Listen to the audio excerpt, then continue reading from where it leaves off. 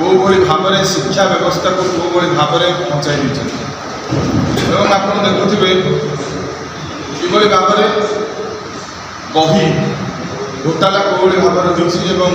लिंगुड़ा लिंगुड़ा गीत उन्नचित कोभली भाव और शिक्षा मंत्री रेजिग्नेशन डिमांड करूँ युवा कांग्रेस एवं आप जानते दीर्घ 3 मास धरी बारंबार आईटी मंत्री मुकेश महालिक एवं आईटी सेक्रेटरी विशाल देव विरुद्ध में हजार हजार कोटी टंकार दुर्नीति आसी आप जानते कि भाव में कंपानी मानक प्राइवेट कंपानी मानक उकाक माध्यम टेंडर दि जाऊँ बारंबार आम आईटी मंत्री घर घेराव करूँ विशाल देव घर घेराव करूँ बारंबार आम दाबी करुँ कार्यानुष्ठान ग्रहण करपर्यंत कार्यानुष्ठान ग्रहण करागला ना युव कांग्रेस दाबी रखुची गोटे जुडिशियल इनक्वारी करा हाइकोर्ट जरिए जदि न करा जाए एवं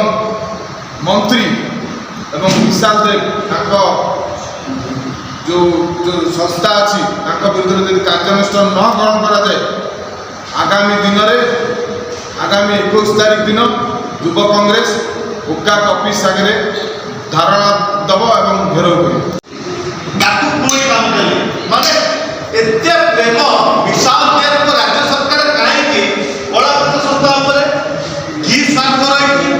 कि जिद्दी रही विशाल देव कि स्वार्थ रही मुकेश महालिक किंतु आम गोटे कथा बारंबार कहूँ ओडिशा वार्षिक झाड़ धन टंका आम पाठ पाठपढ़ा कर दिया राष्ट्र प्रवक्ता अच्छे कांग्रेस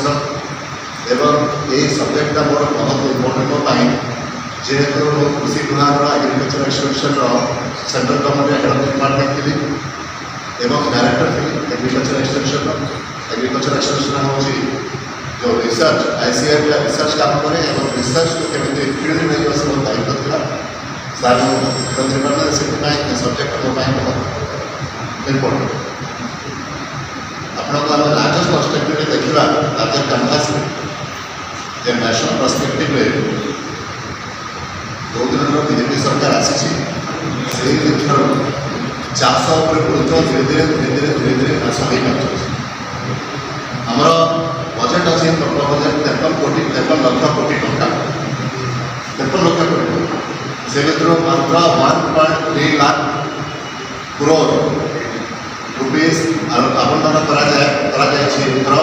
कृषि हूँ 2.7%।